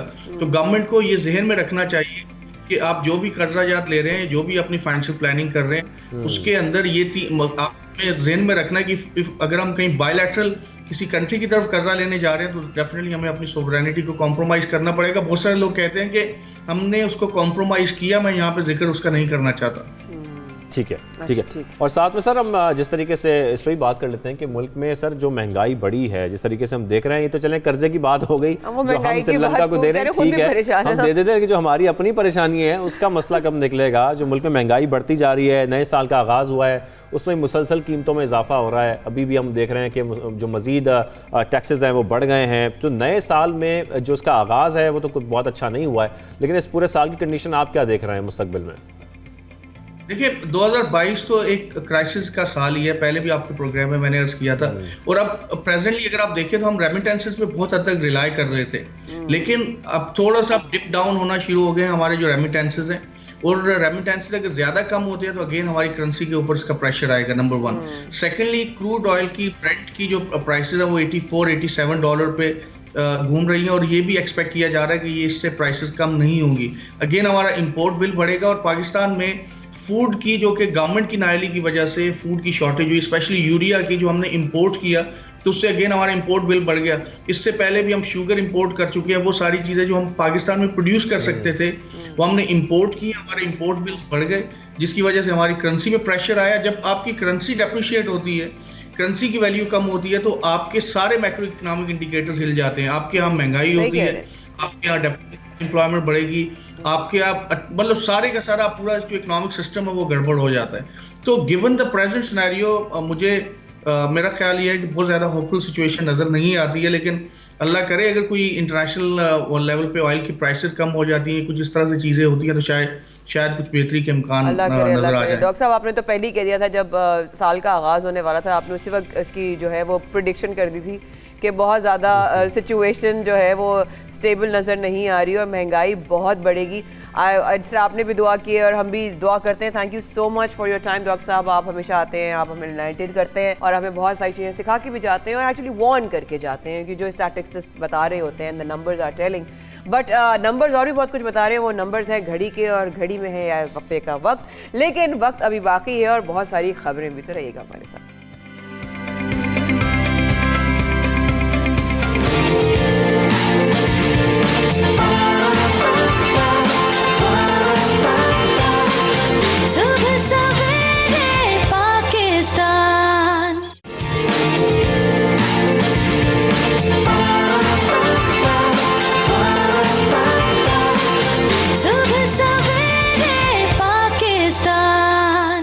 फिर हमारे साथ रहने का बेहद शुक्रिया। गुड मॉर्निंग शाहजेब और माया की तरफ से। और अभी हम वक्त में एक बात कर रहे थे शाहजेब, और विद योर परमिशन, कि सरफराज एक स्टार हैं, हम सब उनके फैंस हैं और हम उनके as a cricketer, as an icon, as a legend, इससे कोई इनकार तो नहीं है। मतलब उनकी फैन फॉलोइंग तो फैन प्राइड ऑफ पाकिस्तान है और फख्र पाकिस्तान है, और नो डाउट कि उनकी जो परफॉर्मेंसेस रही हैं, उन्होंने पाकिस्तानी टीम को वो अपनी कप्तानी में कहाँ लेकर गए हैं। T20 क्रिकेट की अगर हम बात करें खास तौर पर, तो जिस तरीके से वो कप्तानी करते रहे हैं, उनकी परफॉर्मेंस बहुत अच्छी रही है। लेकिन कुछ अरसे से जिस तरीके से हम देख रहे हैं कि रिजवान टीम में आया और मोहम्मद रिजवान ने आने के बाद अपनी बहुत अच्छी परफॉर्मेंस दिखाई। मतलब हमें देखिए अपनी टीम में अगर कुछ देख रहे हैं ना तो परफॉर्मेंस है वो। हाँ। हम जिस तरीके से परफॉर्मेंस टीम है और वो टीम है, और जिस तरीके से शाहजेब अभी एक और भी बात कर रहे थे ना कि भाई जिस तरीके से आपकी परफॉर्मेंस रही, आपने कभी धोखा नहीं दिया। जो लोग कहते थे कि सरफराज कभी धोखा नहीं देता, हम अब भी चाहते कि आप कभी धोखा ना दें, ऐसे ही चलता रहे। तो जिस तरीके से हम देख रहे हैं कि हमने एक जानब ये देखा जो कि खबर अब बहुत ज़्यादा गर्दिश कर रही है सोशल मीडिया पर भी कि सरफराज अहमद और सलमान बट आमने सामने आए। कुछ दोनों की जानिब से तनकीद भी की गई, सलमान बट की जानिब से कुछ बातें की गई। उन्होंने सरफराज के बारे में कुछ कहा और वो यूं कहा कि जी जो सरफराज हैं वो गुस्से की वजह से, सरफराज अहमद के गुस्से की वजह से कोयटा को शिकस्त हुई है। साथ ही उन्होंने इस तरह की बात भी की कि सरफराज अहमद गुस्सा ज़्यादा करते हैं, बात कम करते हैं। बट देन अगेन अगर हम सलमान बट की बात करते हैं शाहजेब, तो वो अब जो भी अपना उनका था वो जस्टिस हैज बीन सर्व्ड, उन्होंने अपना जो भी टाइम था वो गुजार लिया। अब कानून की नज़र में अगर वो बरी हैं और वो उनके ऊपर कोई भी इस तरह का एक्ट नहीं है, उनके कोई भी इल्ज़ाम नहीं है, then why are other players. देखिए प्लेयर्स एक तो कोई गेम नहीं खेल रहा, इट्स नॉट टेनिस या इस तरह का कोई एक तो गेम नहीं खेल रहा, ये टीम्स का खेल है ना शाहजेब। बिल्कुल बिल्कुल ऐसा ही है। जिस पर हमने देखा कि सरफराज की जानिब से भी एक बयान सामने आया, उन्होंने कहा कि पाकिस्तान को फरोख्त करने वाला फिक्सर नियत पर भाषण देगा तो अल्लाह ही हाफिज़ है। लेकिन इस तमाम मामले पर हम कुछ जानना चाहते हैं और वो हम जान सकते हैं सिर्फ और सिर्फ मिर्ज़ा इकबाल बेग साहब से। मिर्ज़ा इकबाल बेग साहब आपको खुद कहेंगे सुबह सवेरे पाकिस्तान में, सर ये क्या हो क्या रहा है, ये तनकीद हो रही है, दूसरी तनकीद हो रही है, आप इस तनकीद को कैसे देख रहे हैं? वालेकुम अस्सलाम, सुबह खैर शाहजेब और माया। और मैं समझता हूं कि दो साबिक कप्तान एक दूसरे के आमने सामने आ गए, ऐसा होना नहीं चाहिए। बैनुल अक़वामी सतह पर पाकिस्तान की बड़ी जग हसाई हो रही है।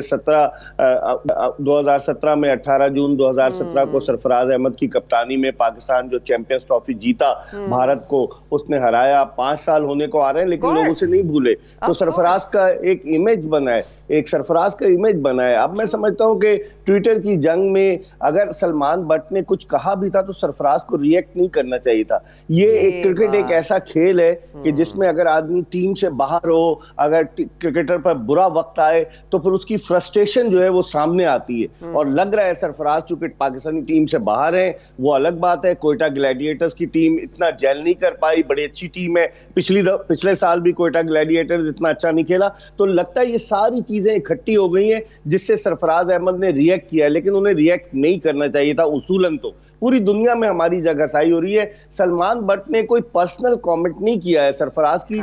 सब लोग, हम भी तनकीद करते हैं, कमेंटेटर्स भी कह रहे हैं। आप देखें कैमरे पे नजर आता है कि सरफराज अहमद थोड़े गुस्से के तेज हैं, उनके बरक्स बिल्कुल कंट्रास्ट है मोहम्मद रिजवान जो कप्तानी करते हैं, खामोश हैं, वो कूल हैं। तो ऐसा होना नहीं चाहिए। मैं समझता हूँ इससे पाकिस्तान क्रिकेट की जगहसाई हो रही है और दो साबिक कप्तानों को आमने सामने आकर इस तरह से जवाब नहीं देना चाहिए था। और इससे क्या होगा कि यंगस्टर्स पर क्या मैसेज जाएगा कि दो कप्तान जिन्होंने पाकिस्तान को लीड किया वो इस तरह से आपस में एक दूसरे से नबरदाजमा हो रहे हैं ट्विटर पर। ये अल्फाज की जंग जो है ये पाकिस्तान क्रिकेट के लिए ज्यादा अच्छी नहीं है। मिर्जा भाई एक और चीज आपने ये कहा इस तरह के एक दूसरे का साथ देना चाहिए। जो और भी लोग साथ में हैं, टीम के लोग हैं, जितने भी और भी जिनके जो इंडिविजुअल्स हैं, क्या वहां पर उनको उकसाया जा रहा है या उनको ट्रिगर किया जा रहा है या उस हिसाब से उनको उल्टा प्रोटेक्ट करना चाहिए था? लोग अगर अपने ही आपस में एक दूसरे के ऊपर जो है वो उंगलियां उठाएंगे तो हम दुनिया के सामने, आप ही तो कह रहे हैं हमारा तमाशा बन रहा है।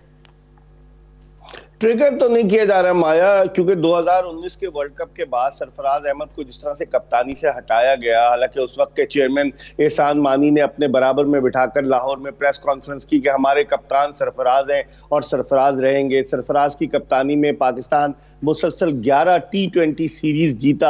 T20 की आलमी रैंकिंग में पाकिस्तान नंबर 1 टीम रहा।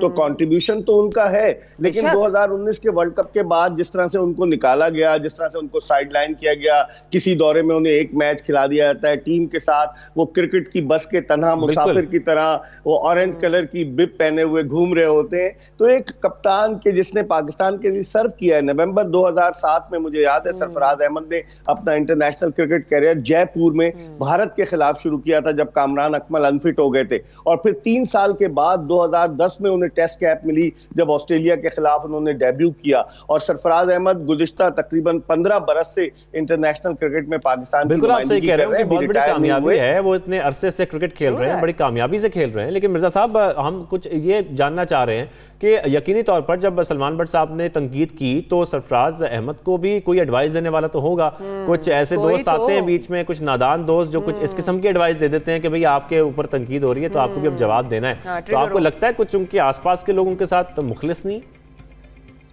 मुझे लगता है उन्होंने खुद ओवर रिएक्ट किया है शाहजेब, जिस तरह उनका जो ट्वीट है, क्योंकि आम तौर पर मैंने देखा है कि सरफराज का, और रोमन उर्दू में उन्होंने लिखा है, आम तौर पर उनका ट्विटर हैंडलर उनकी अहलिया जो है वो डील करती हैं, वो कमेंट्स वगैरह करते रहते हैं। इससे पहले भी सरफराज आपने देखा है कि कभी शेर लिख देते हैं, फिर उसको उड़ा देते हैं, कुछ न कुछ करते रहते हैं। हर आदमी का अपना कैरेक्टर होता है। बाज लोग काम क्वाइट होते हैं, रिजवान से आप ये एक्सपेक्ट नहीं करेंगे, बाबर आजम से नहीं एक्सपेक्ट करेंगे, लेकिन सरफराज की एक उनका अपना फ्लेयर है। जी, इम्पल्सिवनेस मिर्जा भाई, इम्पल्सिवनेस जो है वो इनके आगे आ रही है। हाँ, वो लग रहा है क्योंकि एक फ्रस्ट्रेशन है ना कि एक आदमी पाकिस्तानी टीम से तो बाहर आई, लेकिन उसकी अपनी टीम फ्रेंचाइज जिसके वो 7वें बरस कप्तानी कर रहा है, उसकी परफॉर्मेंस, कोयटा ग्लैडिएटर्स फाइनल में भी पहुंची है, एचबीएल पीएसएल के कोयटा ग्लैडिएटर्स जीती भी है। लेकिन मेरे साहब आपकी बात बिल्कुल सही है कि वो वाकई में कभी शेर लिख के हटा देते, हमने उस दिन भी कवर किया था उनके जब उन्होंने शेर लिख के हटाया था, लेकिन स्क्रीनशॉट था हमारे पास, हम दिखाया था अपने शो पे। बट क्या उनको ये नहीं कोई समझाने वाला, क्या ये मशवरा देने वाला कोई नहीं है कि उनकी परफॉर्मेंस उनको वापस वाला सरफराज वो हमारे लिए आज भी उतनी ही काबिल एहतराम है, लेकिन उनकी पोजीशन स्ट्रांग उनकी खुद की परफॉर्मेंस कर सकती है मिर्जा साहब। बिल्कुल, आपने माया बिल्कुल सही पॉइंट आउट किया। ये तो बजाय इसके कि वो ट्विटर पर जवाब दें, वो ग्राउंड में परफॉर्म करें, सेंचुरी स्कोर कर दें, एक जारहाना इनिंग्स खेलें, एक एक्स्ट्रा ऑर्डिनरी कैच लें, तो तमाम लोगों की नजरें फिर सरफराज अहमद पर चली जाएंगी कि सरफराज अहमद अभी खत्म नहीं हुआ, उसकी क्रिकेट बाकी है। 2006 में उनकी कप्तानी में हम अंडर 19 वर्ल्ड कप जीते, इस मरतबा तो हम सेमीफाइनल के लिए भी नहीं पहुंच सके।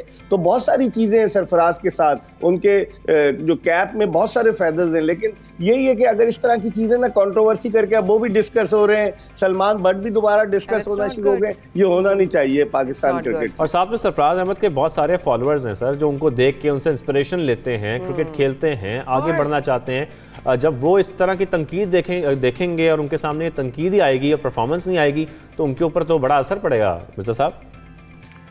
बिल्कुल शाहजेब, 18 जून 2017 को जब चैंपियंस ट्रॉफी जीतकर हम वापस आए तो शायद आपकी नजर से वो वीडियोस गुजरी हो, तस्वीरें गुजरी हो कि सरफराज अहमद के घर के बाहर नॉर्थ कराची में जो है, नॉर्थ नाज़िमाबाद में एक जम्मे गफीर था, ऐसा लगता था जलसा हो रहा है, इतने उनके मद्दा, इतने चाहने वाले, अल्लाह ताला बस इज्जत देता है।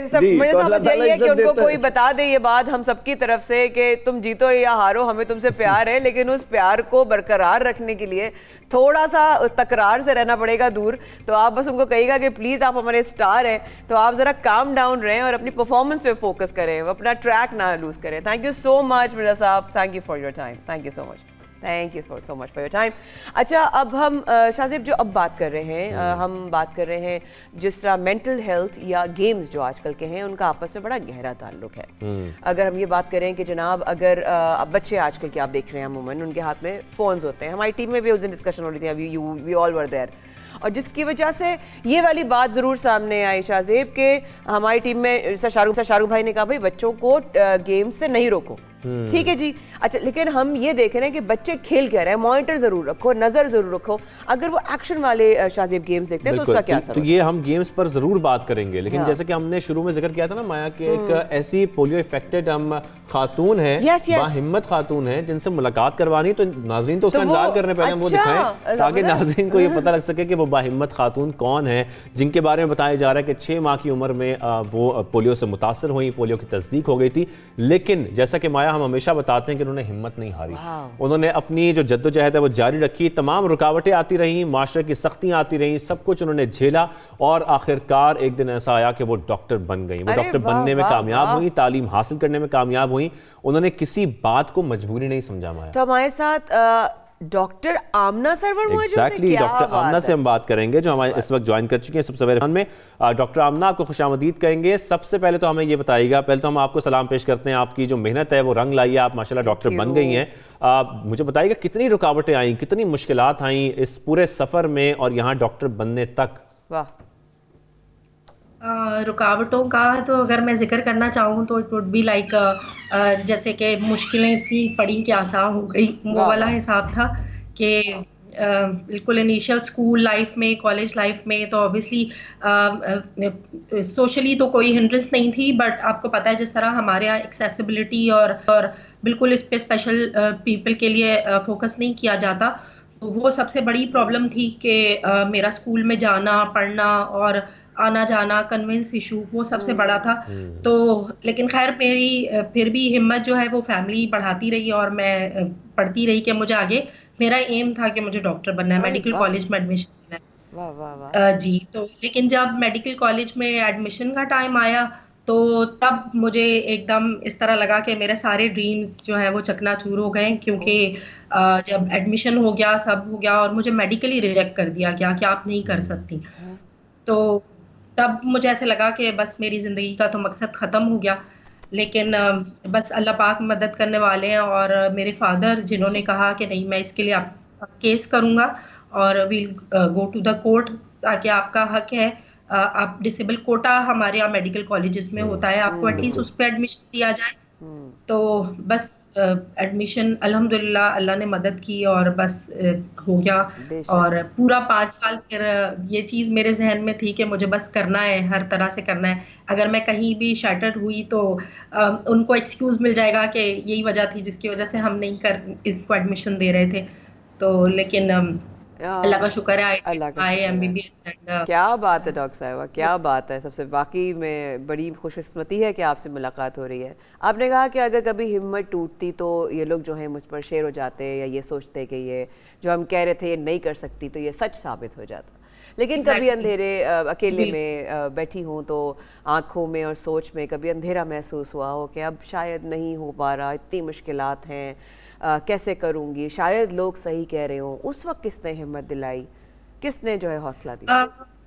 बस सबसे पहले तो ऑब्वियसली पूरी फैमिली आपकी इन्वॉल्व होती है कि अगर किसी भी फैमिली में कोई स्पेशल चाइल्ड हो तो पूरी फैमिली को उसको सपोर्ट करना ज़रूरी होता है। लेकिन उन सब में मेरे फादर जो थे फ्रॉम द डे वन, कि जब मुझे उनको ये पता चला कि मुझे पोलियो हो गया है, तब भी उन्होंने ये ठान ली कि मैं इसको किसी पर डिपेंडेंट नहीं होने दूंगा, इसको इस काबिल कर दूंगा कि ये कल को अपने पैरों पे खुद खड़ी हो सके, बल्कि लोगों को इसकी ज़रूरत महसूस हो, इसको किसी की ज़रूरत महसूस ना हो। तो वो हमेशा मुझे इस बारे में इनकरेज करते थे कि ये बहुत मामूली चीज़ें हैं, आती जाती रहती हैं, अल्लाह पे भरोसा रखो, अपना काम कंटिन्यू रखो और नतीजा अल्लाह पे छोड़ दो।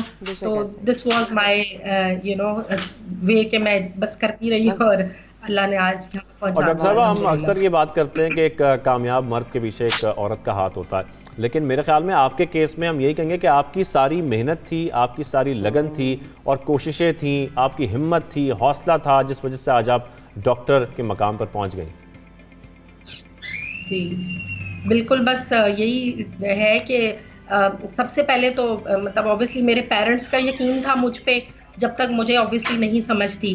फिर उसके बाद थोड़ी समझ जब आना शुरू हुई तो फिर ये था कि बस हिम्मत और विल पावर अगर आपकी स्ट्रांग है तो यू कैन अचीव एनीथिंग, कोई चीज़ आपको रोक नहीं सकती। बिल्कुल ऐसा ही है। डॉक्टर साहब, आपके वालिद साहब ने आपका बड़ा साथ दिया, तो मैं चाहूँगी, अब आप एक माशाल्लाह डॉक्टर बन चुकी हैं, MBBS डॉक्टर हैं, वालिदैन को क्या पैगाम देना चाहेंगी? वालिदैन को मैं एज अ डॉक्टर, एक्चुअली आजकल पेरेंट्स माशाल्लाह काफ़ी समझदार हो गए हैं, जैसे हम लोग क्लिनिक्स में भी देखते हैं, दे नो एवरीथिंग और वैक्सीनेशन वगैरह पे हर चीज़ पे वो करते हैं, इम्पोर्टेंस देते हैं उसको।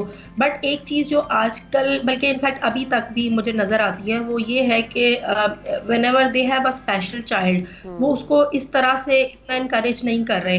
क्योंकि मेरी अपनी पर्सनल नॉलेज में रिसेंटली एक केस ऐसा आया कि एक बच्चे को, ऑब्वियसली ये तो डिजीज़ हैं, कभी भी आपको हो सकती हैं, एक बच्चे को रिसेंटली डिजीज़ डायग्नोज हुई और उसके स्कूल ने उसको एक्सपेल कर दिया।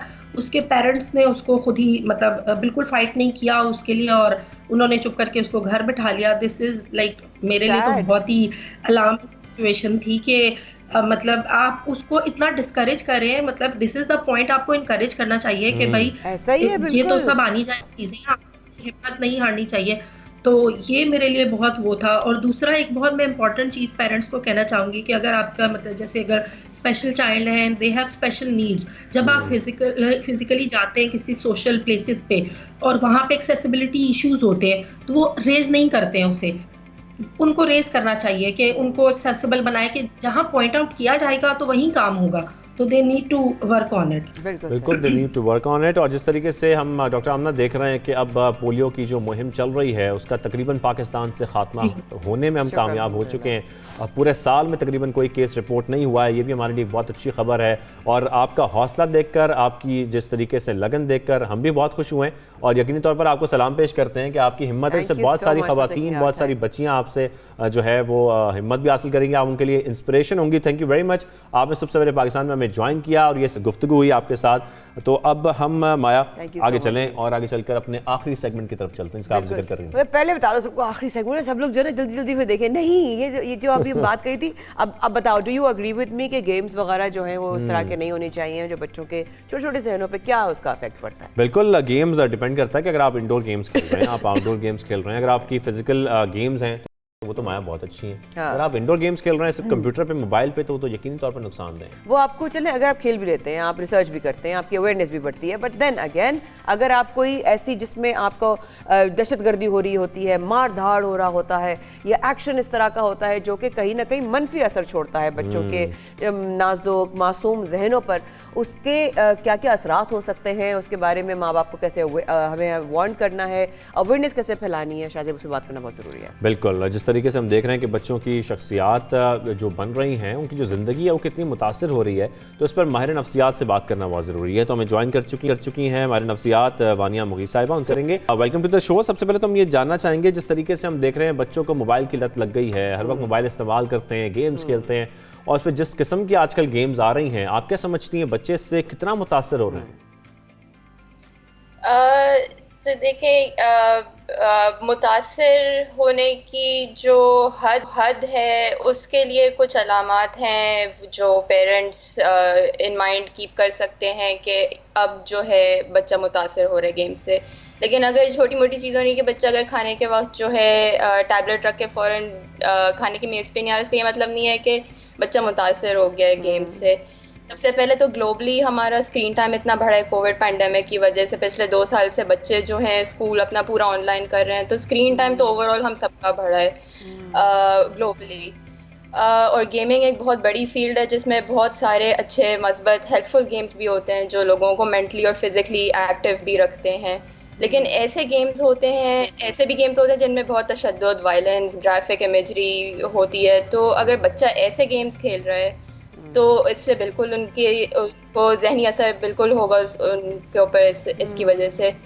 तो हो सकता है कि अगर वो दिन के कई घंटे, मतलब 2-3 से ज़्यादा घंटे गेमिंग में ही सिर्फ मुब्तला हो, या उस गेम के अलावा वो कुछ और नहीं कर रहे हो, उनकी कोई और इंटरेस्ट ना हो, खाने पीने का टाइम मिस कर दें, वक्त पे ना सोएं, पूरी रात उठे रहें, सुबह में ना उठ पाएँ, सर में दर्द हो, कंधों में दर्द हो, गर्दन में दर्द हो, क्लासेस ना अटेंड कर पाएँ, चिड़चिड़े हों, लोगों से मिलना जुलना छोड़ दें, दूसरों के साथ अग्रेसिव या थोड़ा जारहाना अंदाज में पेश आएँ, तो फिर मसला जो है इलाजी हद तक पहुंच जाता है। फिर बच्चे उस हद तक बलिया ये कह रही हैं कि बेसिकली उनको नज़र रखनी चाहिए उनके बिहेवियर पर कि वो किस तरह रिएक्ट कर रहे हैं, या किसी चीज़ में वो एग्रेशन दिखा रहे हैं या इमोशन दिखा रहे हैं, या किसी के साथ और कोई फिजिकल जो है वो एक्ट कर लेते हैं, या कुछ इस तरह करके वो, मतलब वालिदैन को ये कहना चाहिए कि आप उनके बिहेवियर पर और उनके मूवमेंट्स पर नज़र रखें।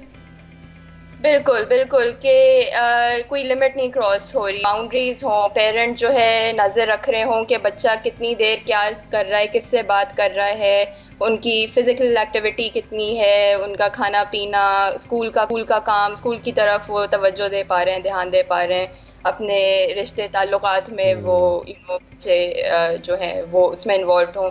तो बिल्कुल पेरेंट्स का इसमें बहुत बड़ा रोल होता है कि वो किस तरह से बाउंड्री सेट करते हैं, वो किस तरह का एग्जाम्पल सेट करते हैं बच्चे के लिए। अच्छा मानिए, साथ में ये बताइएगा, आजकल बहुत सारी गेम्स हम देख रहे हैं, कुछ लर्निंग के लिए भी बच्चों की गेम्स आ रही हैं जिसमें मुख्तलिफ वो अल्फ़ाबेट सीख रहे होते हैं, बहुत सारी लर्निंग उनकी होती है।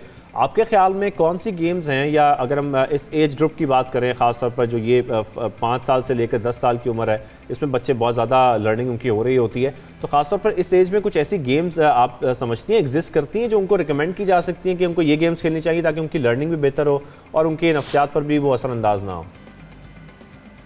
बिल्कुल, ऐसे बहुत सारे कंस्ट्रक्टिव एजुकेशनल गेम्स हैं, बल्कि वीडियो गेम्स और थेरेपी पर भी आजकल काफ़ी तहकीक चल रही है। आप अगर नेशनल जियोग्राफिक किड्स या BBC स्कूल्स की वेबसाइट पर जाएं तो बहुत सारे एजुकेशनल गेम्स मिलेंगे। उसके अलावा मोबाइल फ़ोन पे sudoku, crosswords, word search type के गेम्स होते हैं।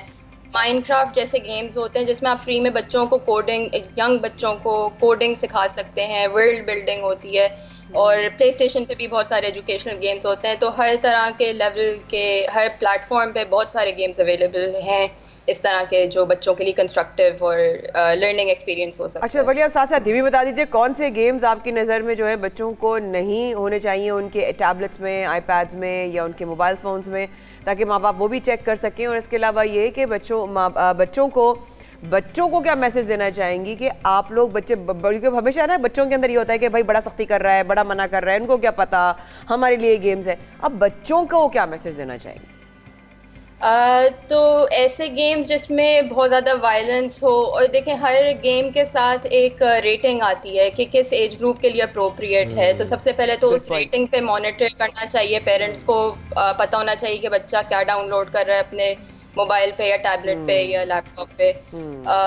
दूसरा ये कि ऑफ कोर्स मतलब कोई गेम्स जो वायलेंट होते भी हैं, वो बहुत सारे लोग, इतने सारे लोग, millions of people around the world वो इस तरह के गेम्स खेलते हैं, बट उनके लिए काइंड ऑफ स्ट्रेस रिलीफ भी होता है। लेकिन जस्ट रिमेंबरिंग कि वो वायलेंस जो है वो रियल लाइफ में, जो आपकी डेली लाइफ है, उसमें नहीं क्रॉस ओवर होना। एक रियलिटी और जो गेमिंग की दुनिया है उसमें और वानिया, तो उसके लिए बहुत जरूरी रियल लाइफ का रूटीन जो है वो उसमें और हॉबी। वानिया, हम जिस तरीके से ये देख रहे हैं ना, हम जिक्र कर रहे हैं गेम्स का, तो मेरे ख्याल में हम जैसा कि इंट्रो में बात कर रहे थे कि जब बच्चे उनकी फिजिकल जो एक्टिविटीज़ हैं वो कम होती जा रही हैं, तो आपके ख्याल में वालिदैन को इस बात पे ज़्यादा खुसूसी तवज्जो देनी चाहिए कि अगर बच्चे बाहर नहीं जाएंगे और आउटडोर गेम्स नहीं खेलेंगे तो ज़ाहिरी बात है फिर घर में उनको कोई एक्टिविटी तो चाहिए, फिर मोबाइल का इस्तेमाल करेंगे, मुख्तलिफ गेम्स खेलेंगे। तो आपके ख्याल में वालिदैन को इस बात को तरजीह ज़्यादा देनी चाहिए कि बच्चे आउटडोर गेम्स खेलें और उनके साथ थोड़ा सा उनको इन्वॉल्व होना पड़े, ताकि उनको ये आदत पड़े कि वो बाहर क्रिकेट खेलें, फुटबॉल खेलें, बहुत सारी गेम्स आउटडोर जो खेल सकते हैं। बहुत अच्छे गेम्स हो सकते हैं, लाइक वैसे भी फिजिकल गेम्स बहुत आते हैं, सीक्वेंस है, लूडो है, कैरम है,